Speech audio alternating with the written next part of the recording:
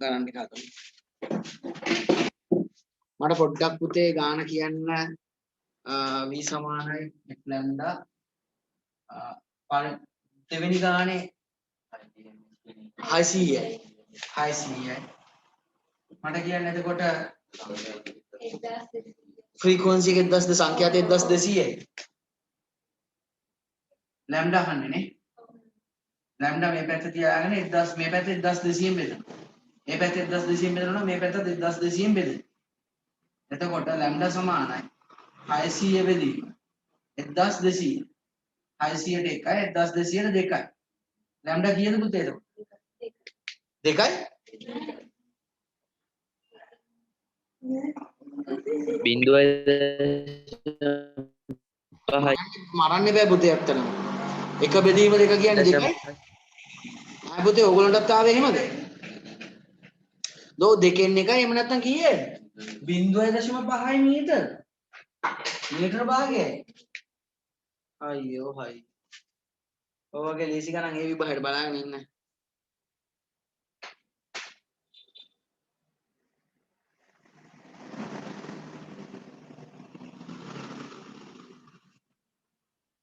හරි.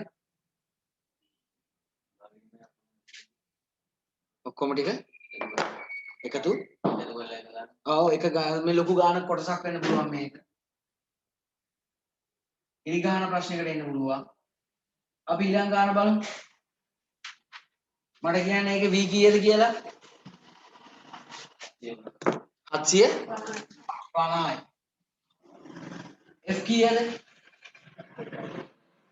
2.1 f හොයන්න වැඩි කිරීම 2.5. මේ පැත්ත 2.5න් බෙදුවා.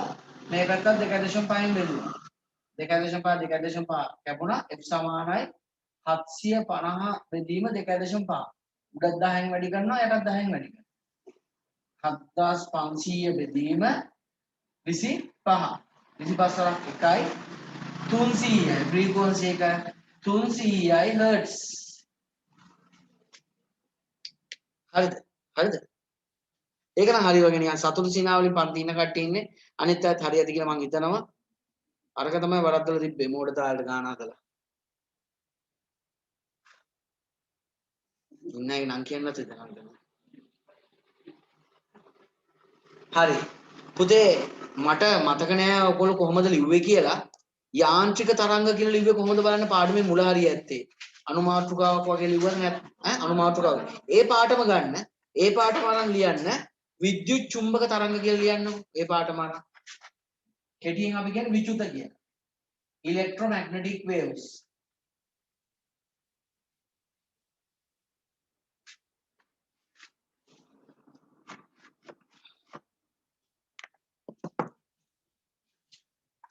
මේක තමයි මං කිව්වේ දැන් මේක අඳින්න ගත්තාම මට බනිනවා මට පරුෂ වචෙන් බයින්න පටන් ගන්නවා කට්ටිය මේක අඳින්න ගත්තාම හරි එතකොට පුතේ අපි ගත්තොත් එහෙම විද්‍යුත් ක්ෂේත්‍රයකුයි චුම්බක ක්ෂේත්‍රයකුයි එකිනෙකට ලම්බක දිශා දෙකක ඡේදනය වෙනකොට ඒ ලම්බක දිශා දෙකටම අතරමැද දිශාවක් ඔස්සේ හටගන්න යාන්ත්‍රික තරංග වලට කැපිටල් A කියලා දාලා හර්ෂ කියනවා. ඒ යාන්ත්‍රික තරංග හර්ෂ ඔයා විතරයි පුතේ දාගෙන තියෙන්නේ. තීර්යක තරංග වලට කැපිටල් A, අන්වයම තරංග වලට කැපිටල් B. හරි? හිතේ තියෙන ඒවා දාලා හරියන්නේ නැහැ. හරි? අපි එතකොට දැන් විද්‍යුත් ක්ෂේත්‍රයකුයි චුම්බක ක්ෂේත්‍රයකුයි එකිනෙකට ලම්බක දිශා දෙකක චලනය වෙනකොට ඒ දිශා දෙකටම මැද දිශාවක් ඔස්සේ හටගන්න තරංගයකට තමයි කියන්නේ විද්‍යුත් චුම්බක තරංගයක් කියලා. දැන් එන්නේ භයානක අවස්ථාව කියලා දෙන්න හදන්නේ. මම ඒක නෑ බයෙන් නෝට් එක ලියන්න කොටු කරන්නත් දෙනවා. කොටු කරලා පාඩම් කරගන්නත් තියෙනවා. ඒතර පන්තිරේ නෑ එහෙමනම් පාඩම් දෙන්න වෙනවා. මේ මම මේ උඩාතන ඇඳලා තියෙන්නේ පුතේ විද්‍යුත් ක්ෂේත්‍රය කියලා. මම ලොකුටම ලියන්න. කෙටි නැතුව විද්‍යුත් ක්ෂේත්‍රය. අනිත් පැත්තට තියෙන්නේ පුතේ අපි හිතමු චුම්බක ක්ෂේත්‍රය. චුම්බක ක්ෂේත්‍රය. එතකොට ඒ දෙන්න එකිනෙකට ලම්බකයි නේද? ඔන්න දැන් විද්‍යුත් ක්ෂේත්‍රයේ කම්පණය වෙනවා. එතකොට එයා යන්නේ මෙන්න මෙහෙම තරංග විදියට. මෙන්න මෙහෙම තරංග කියන්නේ කොහොම තරංගද? මෙහෙම යන්නේවට කි දන්නවනේ නේ දැන් දන්නවනේ මෙහෙම තරංග වලට කියන නම. මෙහෙම තරංග කිව්වනේ දැන්. මතක නැත්නම් පෙළලා හරි බලන්න දැන් තරංග වර්ග දෙක ඈ තීරයක් තරංග. හරි? මෙන්න අනිත් එක්කෙනා. චුම්බක ක්ෂේත්‍රයට. ධනුෂ දීපු පෑනකින් අඳින්නේ.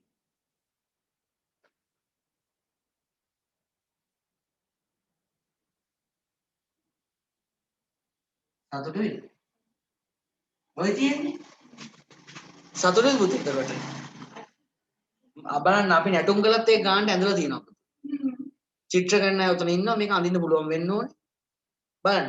මේ විද්‍යුත් ක්ෂේත්‍රය මෙහෙම ලම්බකව මේ දිශාව ඔස්සේ චලනය. චුම්බක ක්ෂේත්‍රය මේ දිශාව ඔස්සේ චලනය. එතකොට මේ අතරමැද දිශාවක් ඔස්සේ මේකනේ අතරමැද දිශාව. අතරමැද දිශාවක් ඔස්සේ හට ගන්නවා අපිට ඉගෙන ගන්න ඕනේ කෙනා කවුද? විද්‍යුත් චුම්බක තරංග. මෙතනින් හටගන්නේ කෙනා තමයි විද්‍යුත් චුම්බක තරංග හටගන්නේ මේ දිශාව ඔස්සේ. හරි? අපි දැන් බලමු මෙයා පුතේ එහෙට ඉස්සෙනවනේ. ලම්බක මෙයා ලම්බකව පහළට යන්නේ.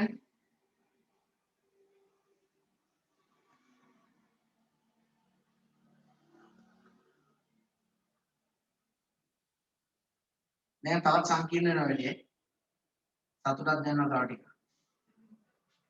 කොහොම මෙයා පුතේ මේ දෙපැත්තට නෙන්නේ මේ තවත් සංකීර්ණ වෙනවා.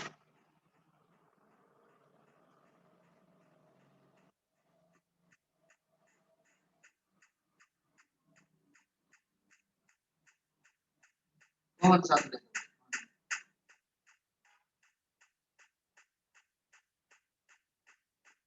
බලන්න විද්‍යුත් ක්ෂේත්‍රයයි මේ චුම්බක ක්ෂේත්‍රයයි එකිනෙකට ඒ දෙන්න මොකයිද මේ අංශක 90ක් දැම්මේ. ඒ දෙන්න එකිනෙකට අංශක කීයක්ද? 90ක් ලම්බකයි. ඒ දෙන්නට මැද දිශාවක් ඔස්සේ තමයි මේක හටගන්නේ. එයත් ලම්බක හට. තේරුණාද? ඉතින් හොඳ බබාලා වගේ මේක ලස්සන අඳින්න ඕන. විද්‍යුත් ක්ෂේත්‍රයකුත් චුම්බක ක්ෂේත්‍රයකුත් එකිනෙකට ලම්බක දිශා දෙකක චලනය වෙනකොට ඒ දිශා දෙකටම අතරමැද දිශාවක් ඔස්සේ හටගන්නේ වට තමයි කියන්නේ මොනවද? විද්‍යුත් චුම්බක තරංග කියලා. ඉතින් මම මේ ඔයගොල්ලන්ට දැන් උගන්වන්නේ විද්‍යුත් චුම්බක තරංග වලින් පුතේ. හරි? ෆෝන් එක ආධාරයෙන් හරි මොනයම් ඩිවයිස් ටැබ් එකක් හරි ඔයගොල්ලෝ ලැප් එකකින් හරි කොහොම හරි සිග්නල් තියෙනවනේ. සිග්නල් පාස් වෙන්නේ විද්‍යුත් චුම්බක තරංග විදියට. ඔයගොල්ලෝ දැන් මේ මේක ඉවරලා ටීවී බලන්න යනවා. අපි හිතමු මොනවා හරි මේක නම් ඉවර නටට ගෝත කතාව බලන්න පුළුවන් ද දන්නේ නැහැ. දෙවෙනි නිම සංගීතය වගේ ගෝත කතාවක් බලන්න යනවා කියලා හිතමුකෝ. ඔයගොල්ලෝ රිමෝට් එකේ ආධාරයෙන් ටීවී එක ඔන් කරනවා නම් එතකොට තියෙන්නේ පුතේ විද්‍යුත් චුම්බක තරංග. හෙට ඔයගොල්ලන්ට යන්න තියෙනවා හොස්පිටල් එකට එක්ස්රේ එකක් ගන්න. මම දන්නේ නැහැ මම නිකන් කියන්නේ මේ. ඒකත් විද්‍යුත් චුම්බක තරංග පුතේ. ඊට පස්සේ එන ගමන් ඔයගොල්ලෝ අම්මලා බැංකුවට ගිහිල්ලා චෙක් එකක් දාලා එනවා. ඒ චෙක් එක හොර චෙක් එකක්ද කියලා චෙක් කරන්න පුළුවන්. බැංක් එකෙන් චෙක් කරනවන්නේ විද්‍යුත් චුම්බක තරංග පුතේ. ඒ ගෙදර ඇවිල්ලා කෑම එකක් රත් කරගන්නවා මයික්‍රෝවේව් ඕවන් එකට දාලා විද්‍යුත් චුම්බක තරංග පුතේ. තේරුණාද? ඕගොල්ලෝ එනකොට අහස දිහා බලලා අම්මෝ හරි අමාරුයි මාර රස්නේ කියලා බලනවා. මේ ඉර එළිය වැටලා තියෙනවා. ඒ වැටලා තියෙන ඉර එළිය පුතේ විද්‍යුත් චුම්බක තරංග. තේරුණාද?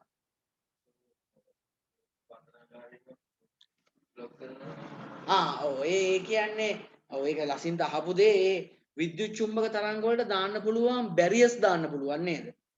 ඔය මේ බන්ධනාගාර වලට එහෙම දාන්නේ පුතේම බැරියර්ස්. ඒක ඇතුලින් නැද්ද? ඒ එතකොට පුතේ ඔය දැකලා තියෙන පොලිසිය අයම වෝකි ටෝකි ආධාරයෙන් එහෙම කතා කරනවා දැකලා තියෙනවද? ඒවට ප්‍රශ්නයක් නැහැ. හැබැයි ඒක ඇතුලේ වැඩ කරන කෙනෙක්ට ගෙදරට කතා කරන්නත් බෑ ඉතින්. ඔව් ඒතකොට ඒවට මේ බැරියර්ස් දාන්න පුළුවන්.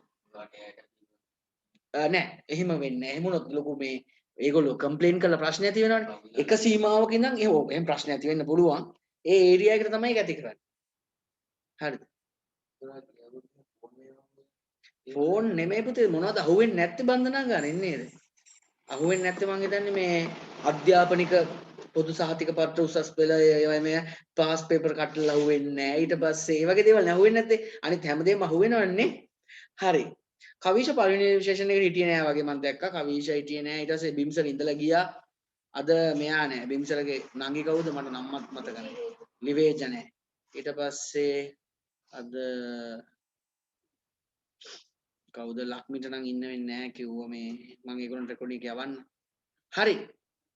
හිටියද පුතේ හිටියා නම් දැන් මම දැක්කේ නෑ නෝ ඒකයි. හිටියා නම් හොඳයි. හරි අපි එහෙනම් මොකද කියන්නේ ඇඳලා පටන් ගන්නවද ලියලා පටන් ගමු. මේකට ගොඩක් ඉඩ යන දැන් ගොඩක් ඉඩ තියෙනවා නම් එතන හැමම තියන්න මේක අඳින්න. ඔව් දැන් හොඳ ලස්සන ලොකුවට අඳිමු. පිටු නෑ ලොකුවට අඳින්න. ඊට චුට්ට නම් තියෙන මං කියන එක ලියන්න. වැඩිත් ඒක කොච්චර නම් වැඩි. ලියන්න උතන ලියන්න.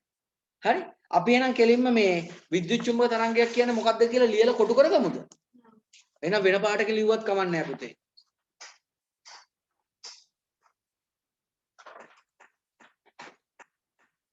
ලෑස්ති? හරි? අද අපිට රසායන විද්‍යාව කරන්න බැරි වුණත් කමක් නැහැ මම මේකම හරි කරගෙන යනවා. හරි එහෙම ලබන සතියේ තැනක රසායන විද්‍යාව කරලා දාමු. ලබන සතියේ නම් මට පුළුවන් නෝට් එවන්න ඒව කරන්න ඕන තරම් පුළුවන් පුතේ. ඒක ලේසි. විද්‍යුත් ශේෂ්ත්‍රයක් හා වෙන පාටකින් ලියන්නේ නැත්නම් සාමාන්‍ය පාට ලිව්වත් කමක් නැහැ කොටු කරන්න ඕන. ප්‍රශ්නයක් නෙමෙයි. නිකන් ඡේදයක්. මාතෘකාව ලිව්වනේ ඔයගොල්ලෝ විද්‍යුත් චුම්බක තරංග කියලා. විද්‍යුත් ශේෂ්ත්‍රයක් හා ඔච්චර නම් පිටුවම තිබ්බනේ සාන. ඊට වැඩි. එන ලොකෝට අඳින්න මේක ලොකෝට අඳින්න. විද්‍යුත් ශේෂ්ත්‍රයක් හා චුම්බක ශේෂ්ත්‍රයක් එතන ලිව්වනම් හොඳ. විද්‍යුත් ශේෂ්ත්‍රයක් හා අරක ටිපෙක්ස් කර දෙන්නේ.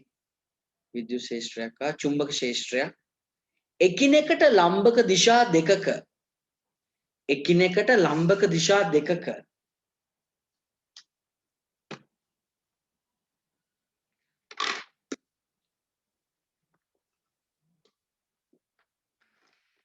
චලනය වන විට එකිනෙකට ලම්බක දිශා දෙකක චලනය වන විට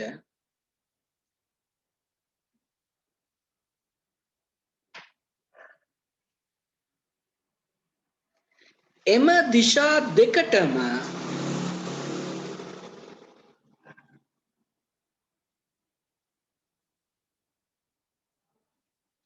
ලම්බක දිශාවක් ඔස්සේ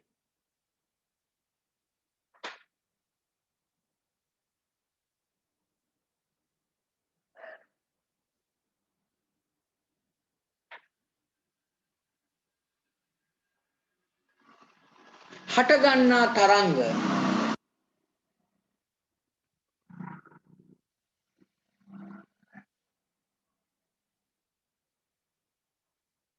විද්‍යුත් චුම්බක තරංග ලෙස හැඳින්වේ. විද්‍යුත් චුම්බක තරංග ලෙස හැඳින්වේ.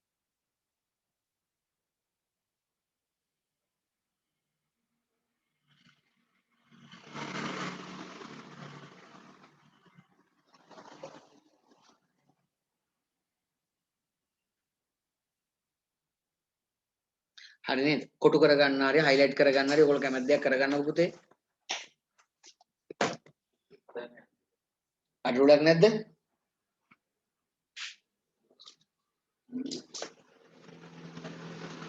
ඔයටත් ඕන?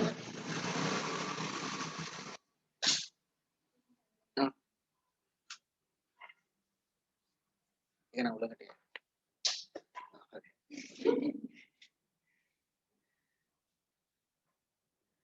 රුපියල් 35. 35 ඔව් ඒක highlight කරලා ඒ ටික ඉවර නම් පුතේ මම කැමති පැන්සලෙන්ම අඳිනවා නම් පෑනෙන් නම් ඇන්දොත් මම නම් හිතනවා මේක වැඩේ අනයි කියලා සමහර විට ඊට පස්සේ පාට පැන්සලකින් දෙපැත්ත ඔව් අඳින්න පුතේ අඳින්න අර ඉඩ තිබ්බ අය එහෙම ඉන්නවනම් ඊටතර අඳින්න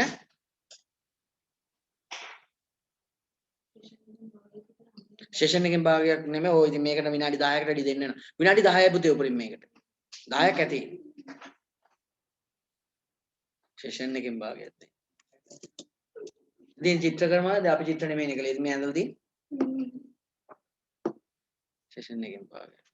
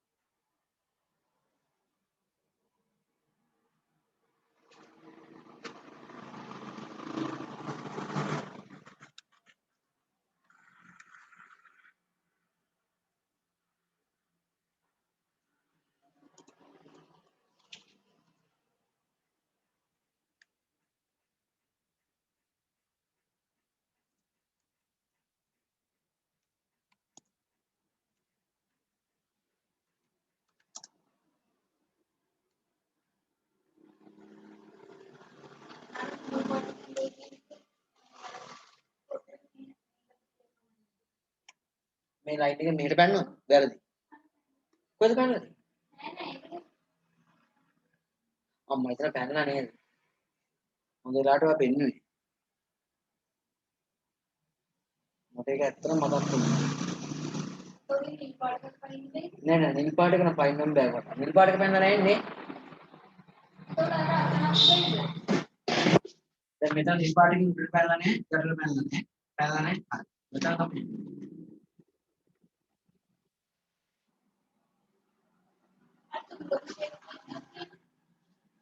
ඔව්.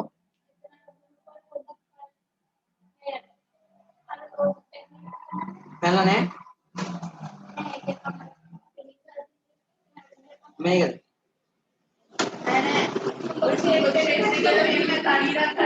ඔව් මෙහෙම.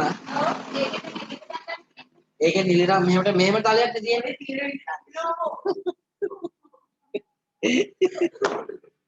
ඔයා චිත්‍ර නෙමෙයි කියලා මට තේරුණා අපතේ කොහොමද?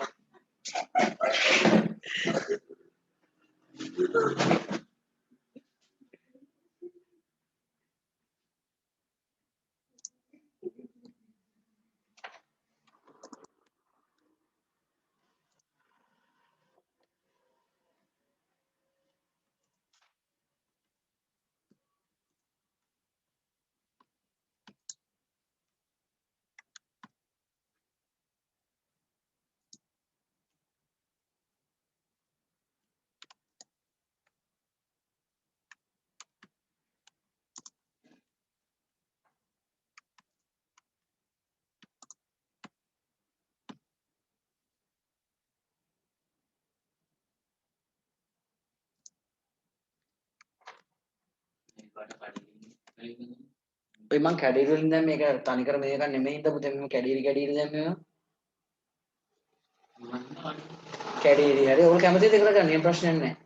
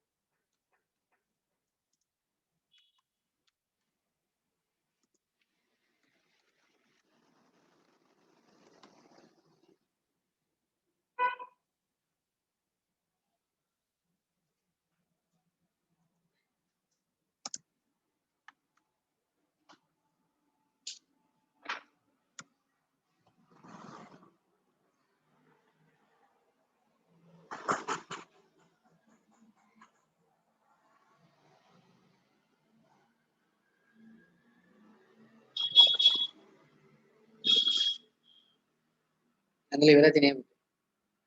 තව විනාඩි 10යි තියෙන සෙෂන් එක.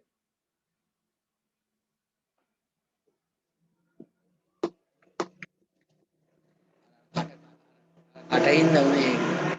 කටින්ද උනේ.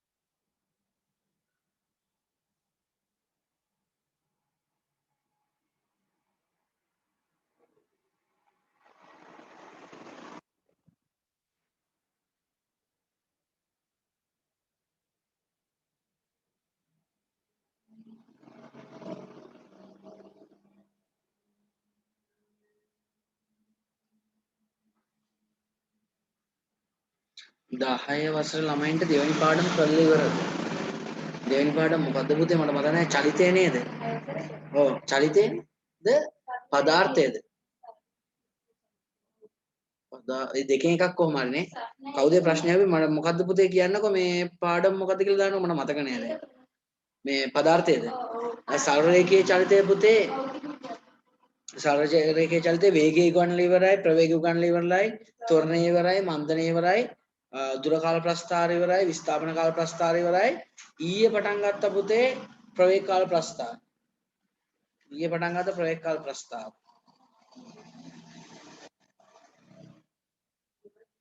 සරල රේඛීය චලිතය තමයි ඊයේ ප්‍රවේග කාල ප්‍රස්ථාර පටන් ගත්තා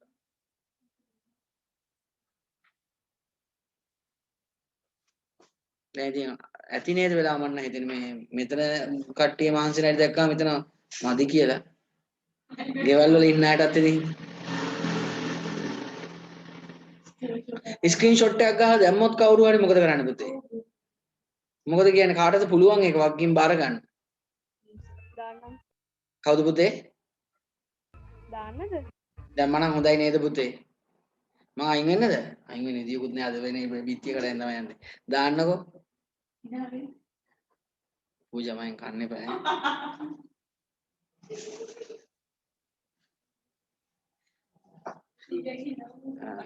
තියෙනවා හරිද පුතේ ස්ක්‍රීන්ෂොට් එකක් ගැහුවද නමෝදි නේද එහෙම කිව්වේ ඔව් සර් දැම්මා දැම්මනේ හරි එහෙනම් ඕගොල්ලෝ අඩුපාඩු හදාගන්න පුළුවන් නේද පුතේ හරි නේද අඩුපාඩු හදාගන්න පුළුවන් නේ ඈ මේ ටික ලියා ගන්නකො ලියන ටික ඊට පස්සේ ගානට පාට දාලා කරගන්න පුළුවන් නේ නැත්තම් කාලය යනවනේ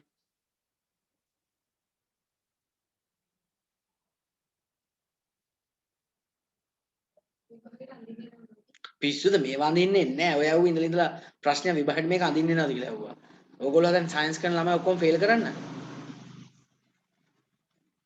හරි එහෙනම් අපි ලියමු ලියන්නටත් වඩා කියලා දෙන්න තමයි තියෙන්නේ දැන් විද්‍යුත් චුම්බක තරංග ගත්තොත් පුතේ දැන් මං කියපු දේවල් නේ විද්‍යුත් චුම්බක තරංග තියෙන්නේ නේ. මං කිව්වා මයික්‍රෝවේව් oven එකේ කතාව කිව්වා, ඉන්ෆ්‍රාරෙඩ් ගැන කිව්වා. අද දැන් ගෙදර ඉන්න අය ගෙදර ගිහින් බලන්න, ගෙදර ඉන්න අය බලන්න රිමෝට් එකේ තියෙනවා නම් පොඩි කොටසක් අර ලයිට් එකක් වගේ ලයිට් එක ඔන් කරලා අපේ ඇහැට පේන්නේ නැහැ. ඒක බලන්න පුළුවන් විදියක් කාට හරි අදහසක් තියනවද? ෆෝන් එකේ කැමරාව ඔන් කරලා බලන්න. කැමරාව ඔව් ෆෝන් එකේ කැමරාව ඔන් කරලා ඒකට තියලා රිමෝට් එක මේව කරලා බලන්නකෝ. එතකොට පේනවා. ඒ කියන්නේ එතකොට ඒක අපේ ඇහැට පේනවද? ඒ කැමරාවට. අපේ ඇහැට වඩා එනම් කැමරාව වේගවත් නේ. තේරුණාද? හරි. විද්‍යුත් චුම්බක තරංග වල පුතේ ලක්ෂණ ටිකක් දීලා තියෙනවා. මොකද කියන්නේ ඊළඟ සෙෂන් එකේ මේක කරගෙන යන්න මෙම්ම කරගෙන යන්නේ නේද? පළවෙනි එක කියන්නකෝ හර්ෂ ඉන්නේ. හර්ෂ කියන්න පුතේ 77 පිටුවේ තිත් ඕගොල්ලෝ කීයක් තියෙනවද පුතේ? 3යි. පළවෙනි තිත කියන්න හර්ෂ අයියෙන් ඉක්මනට.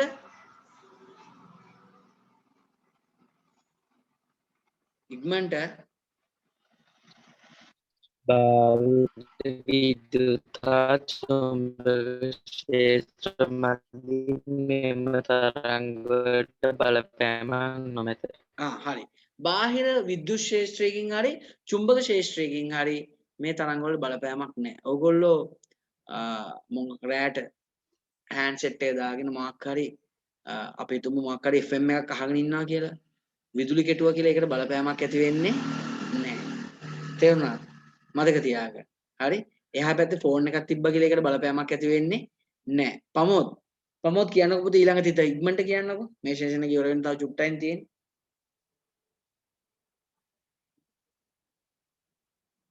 ප්‍රමෝද් නැද්ද? එහෙනම් අපි ඊළඟට යන්න. අදිත කියවුවා, චමුදි කියවුවා, ධනුෂි කියන්න පුතේ ඊළඟ තිත කියන්න ධනුෂි. දෙවෙනි තිත කියන්න. සම්ප්‍රේෂණය සඳහා මාධ්‍යයක් අවශ්‍ය නොවේ. හරි. සම්ප්‍රේෂණයට මාධ්‍යයක් ඕනේ නැහැ. ඝන ද්‍රව්‍ය හරහත් යනවා, ද්‍රව හරහත් යනවා, වාතය හරහත් යනවා, මොන මගුලක්වත් නැත්තම් ඒත් යනවා පුතේ. තේන රික්තකයක් තුලත් ගමන් කරනවා. හොඳම උදාහරණය ඉරයි අපි අතර මොනවද තියෙන්නේ? පෘථිවිය වටේට පොඩි වායු ගෝලයක් තියෙනවා. ඊටු ටික හිස්නේ අභ්‍යවකාශයනේ. ඒත් ඉරේලි අපිට එනවනේ. රික්තකයක් කරා වුණත් ගමන් කරනවා. තේරුණාද? හරි. ඊළඟට පුතේ ගගනි කියන්න පුතේ මේ ඊළඟ එක තුන්වෙනි තිත කියන්නකෝ. රික්තකයේදී 3 ගුණ කිරීම 10යි 8 වෙනි බලය ms ඍණ 1 වේගයකින් ගමන් කරයි. ලෝකේ යන්න තියෙන ලොකුම ස්පීඩ් එක තමයි පුතේ ඕක. ඕකට කියන්නේ මොකේ ප්‍රවේගය කියලාද? ආලෝකයේ ප්‍රවේගය කියලා. ආලෝකයේ ගමන් කරන්නේ ස්පීඩ් එකකින්. තේරුණාද? මම ඒක ගැන තව ටිකක් විස්තර කරන්නම්. නෝට් එකක් දෙන්න තියෙනවා. එතකොට දැන් ඔය පොඩි අඩුපාඩු හදාගන්න එන අපි විනාඩි 3-4කින් සම්බන්ධ වෙනවානේ. එතකොට මතක තියාගන්න මේ විද්‍යුත් චුම්බක තරංග එදිනදා ජීවිතයේදී ඉතාමත් වැදගත්. බලන්න එහා පැත්තේ පිටු ඔක්කොටම යනකම් 78 79 80 81 82 එතෙන්ට යනකම්ම තියෙන තැනක විද්‍යුත් චුම්බක තරංග ගැන පාඩමක ඒ කියන්නේ පේපර් එකකට ඉරිගාන ප්‍රශ්නයකට හරි අනිවාර්යෙන් එන්න පුළුවන් කොටසක් කියලා ඕගොල්ලෝ තේරෙනවනේ. මෙච්චර ලොකු පිටු ගානක් ආවරණ කොටසක් තියෙදි ඉරිගාන ප්‍රශ්නයකට හරි එන්නේ නැත්තම් ඒක විමතියට කරුණක් වෙන්න ඕනේ නේද? බලමු අපි මේ පාර පේපර් එකෙත් දැන් ලබන සතියේ ඉඳන් මම කරන්න ඕනේ පේපර්ස් කැටගරි කරලා ඔයගොල්ලන්ට දෙනවා මේ කොටස් කරලා තියන්න ඕනේ මේ කොටස් කරලා තියන්න ඕනේ කියලා. හරි? හරි. එහෙනම් අපි විනාඩි 2-3කින් සම්බන්ධ වෙමු නේද?